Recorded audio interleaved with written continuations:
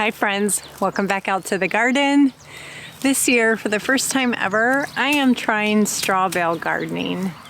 Back when I got my straw bales for my Ruth Stalk garden, I knew I wanted to try a couple new methods this year gardening, and I chose straw bale gardening. I try to teach myself new ways, new techniques of gardening, just so I can see what I learned from it. And so this year is just truly a learning experience. These are rye straw, non-sprayed. They're from an organic farmer here in Michigan. As you can see, I've got some little ryegrass pieces growing in here that will hopefully decompose through what I'm supposed to start today, which is the initial charging process. And sharing with you guys exactly what I'm going to do. It's not necessarily the only way, but in my brief moments of research on this process, I have come across, there's definitely the guy that wrote the book, and he approves this method too, so we're going to go with it. I'm choosing to use Milorganite to charge my bales. It's what I have on hand, and rather than go out and buy a different type of nitrogen amendment, we're just going to go with Milorganite. I think that's how you pronounce it. Milorganite? Yep, pretty sure. And I'm going to learn something just by doing, I have two of these systems set up. They're 2 bales wide, so 4 bales in total. And this one got a deep mulch of barn clean out on top, just to sit there over late winter, early spring, and the other one nothing on top. So we're gonna do the charging process. You know what my tool of choice is? Does anybody guess what this is? We have a whole bunch of these. I don't know why. They're like the little things that you play foosball with. I don't know why Todd kept these around, but I'm like, hey, what are those things in the garage with the black handles? I think it's gonna be perfect to make holes down in there. So that's what I'm doing right now. And I don't think that this step is necessary, but we're gonna do it and just jab some holes in so oh, these feel nice and broken down already inside. I've had these sitting out here in the weather since probably late February, early March or so. I set these up.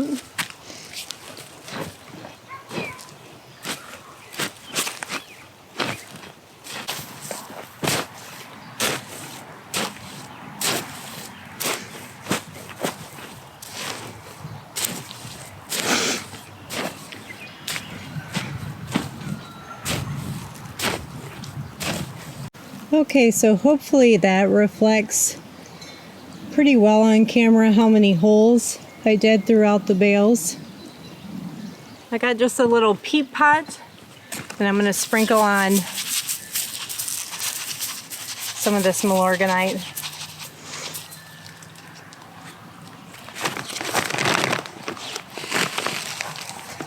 It's not as heavy of a nitrogen source as urea. So I'm going to use probably 3/4 of a cup or so. It's definitely not the optimal conditions weather-wise to do this. The highs are only in like the 50s. But we don't really have spring here in Michigan. It kind of goes from winter to summer almost. And in a couple weeks, I'm going to be planting time. So I've got to get these bales ready. Okay, so now we just water them in until water is thoroughly coming out the bottom.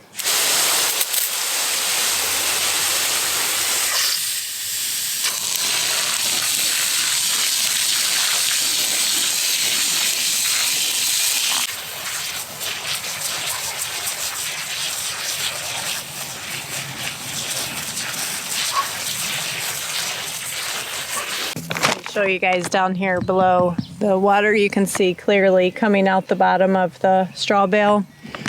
That looks like some good compost tea right there. So I'm going to go over now and do those bales. I just used some of this green plastic netting to kind of hold the bales together as they start to decompose. I know that's something that you can, whoops, I forgot to plug in my holes. I'll come back and do that.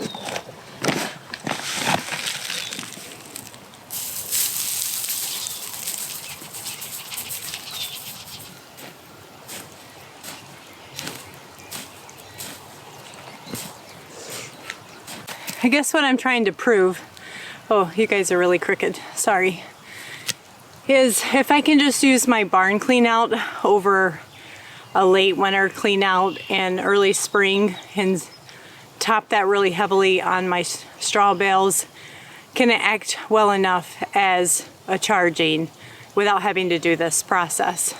So kind of like a passive charging. So we'll see.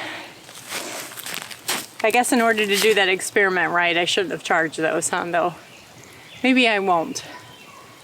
Maybe I won't. Maybe I'll just do it today and I won't do it anymore. All right, well, that back one is done. I think I'm gonna do that. I think I'm gonna go with that experiment. And I just did the one charging on the front set of bales. Let's just go with that like as if I just did the barn clean out.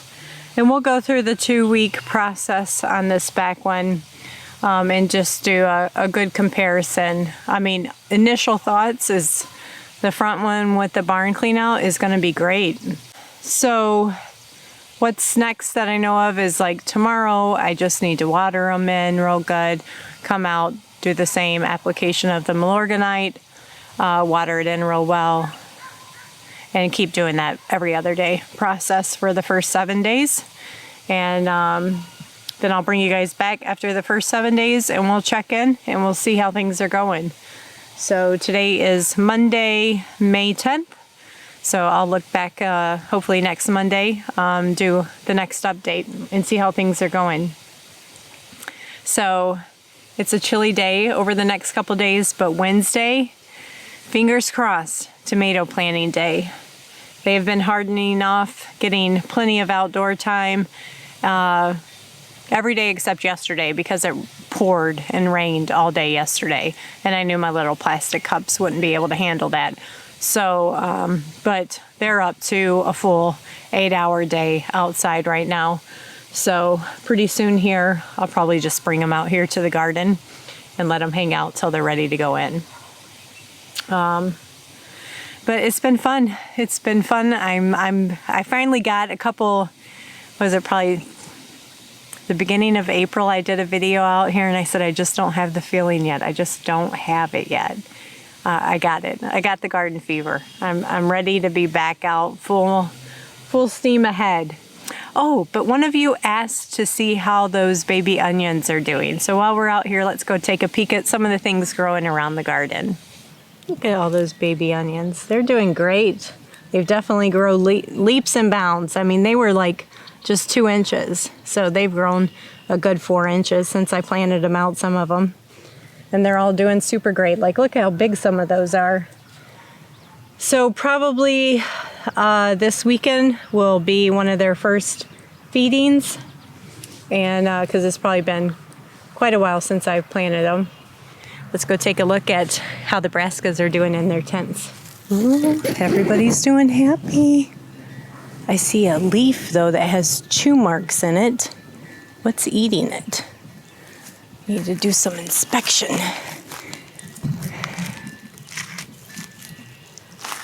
What's eating you? Don't know. A slug. A baby slug? Maybe? Yep, a baby slug. All right, so I need to get in here with some Sluggo. I'll put some Sluggo down. It's just like a sprinkle powder that you can put down to keep slugs out. Yep, there's another one. Can you guys see that? Let me bring it up here. I don't get big slugs like some of you guys, but I get these itty bitty slugs. They used to get my strawberries bad, so it's probably just been super damp in here. So I need to just get out here with some Sluggo. Yep. Little slug damages. I guess insect barrier can't keep slugs out. Oh, want to see the carrots? Carrots are one of my favorite crops to grow, and they look great.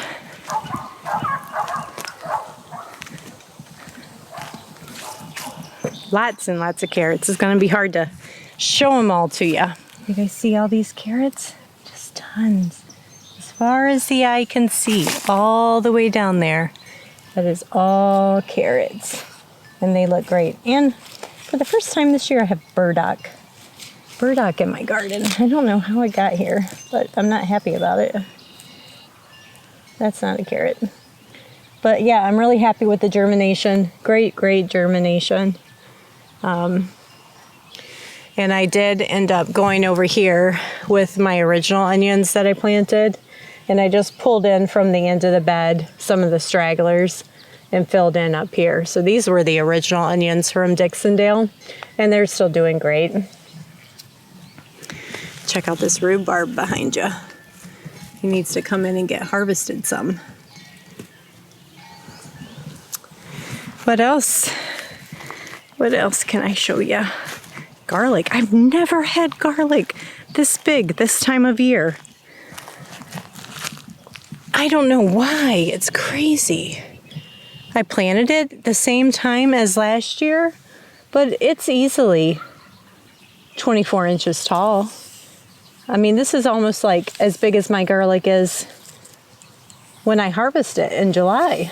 So I'm not quite sure. All I did differently this year was I put barn clean out on it in the spring when I cleaned out the barn clean out from and planted, mended all my beds. I put some barn clean out on it. So maybe that just had a big impact, but that garlic looks gorgeous. And y'all, I still have not trellised my peas. And I said I needed to do that before the tendrils came. But we have the rebar in, and the peas have their baby tendrils.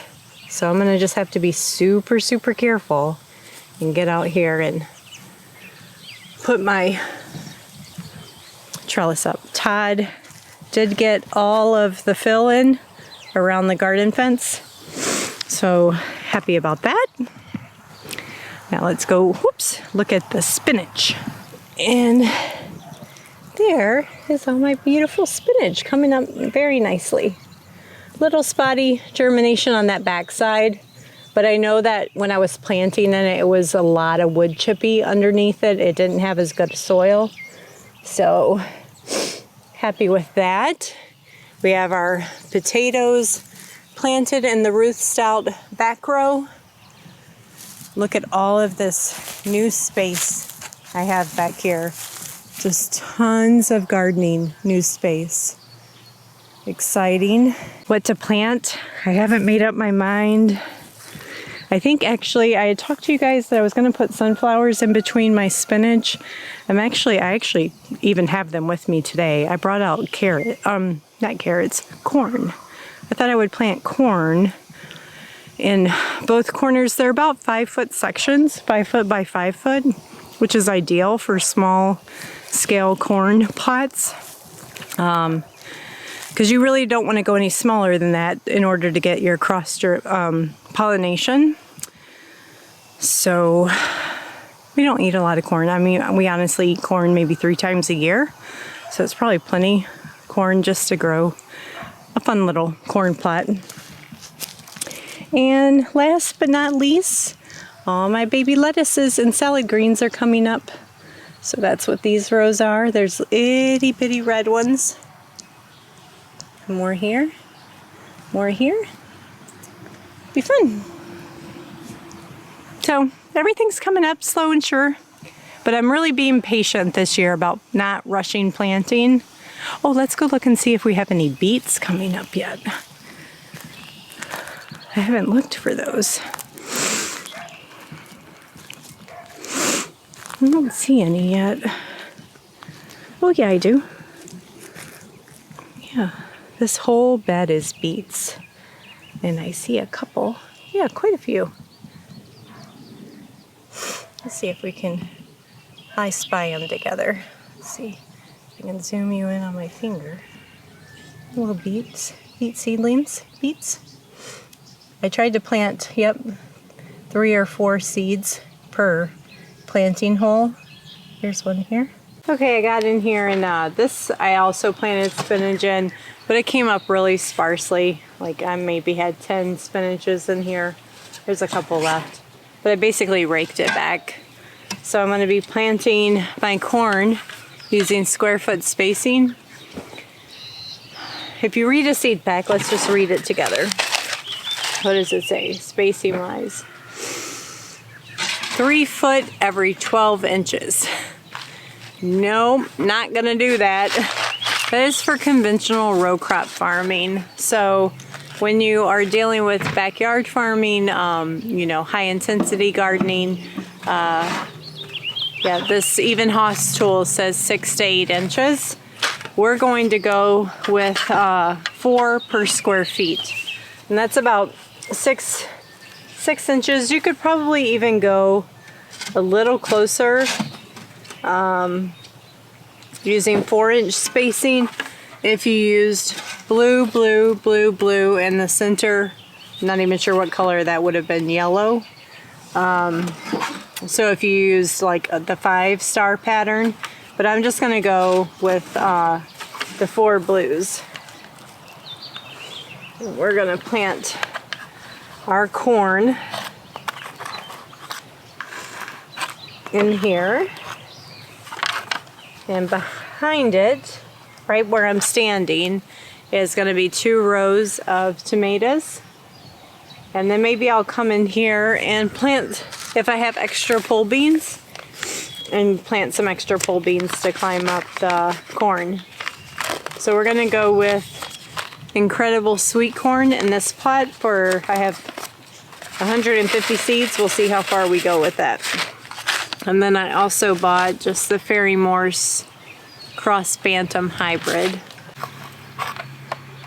I'm planting them about 1 inch deep, in case you're curious.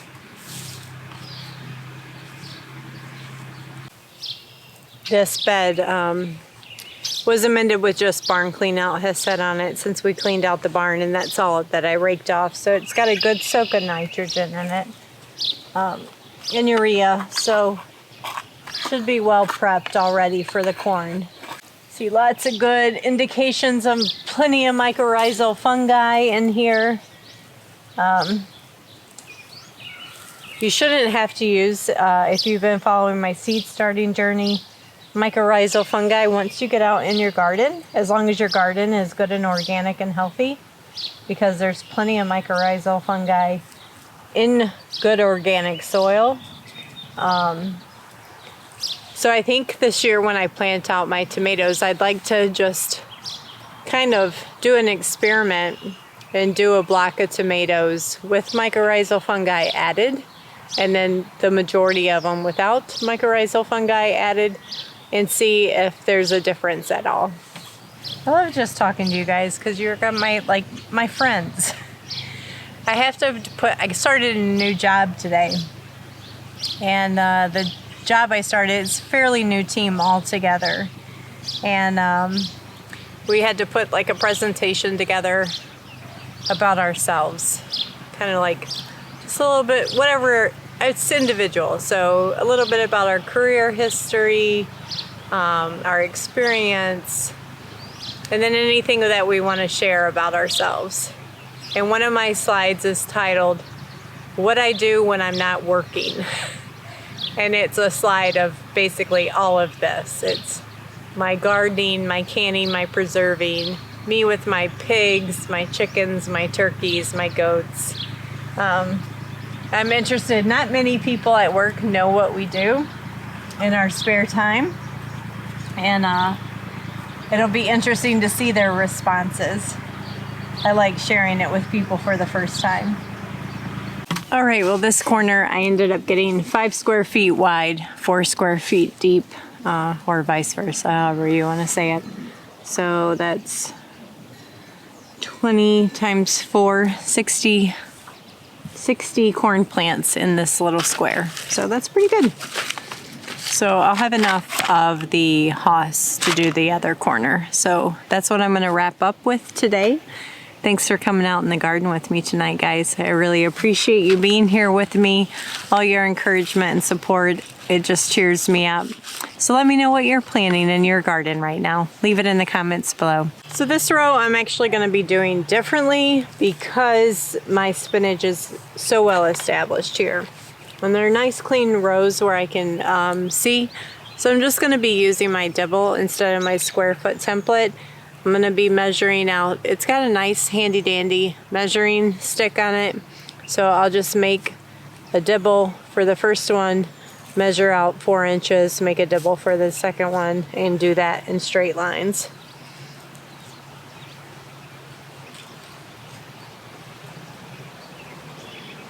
If you stayed around to the end, lucky you. Bonus footage. We got 90 corn plants in this one. So 60 corn plants in that square, 90 corn plants in this square. One's just bigger than the other, that's all. And I am ready to have some corn at the end of the season. That'll be fun if it works out well. I know it's a super heavy nitrogen feeder, so I'm gonna have to make sure I give it a little extra love and care back here in these back corners.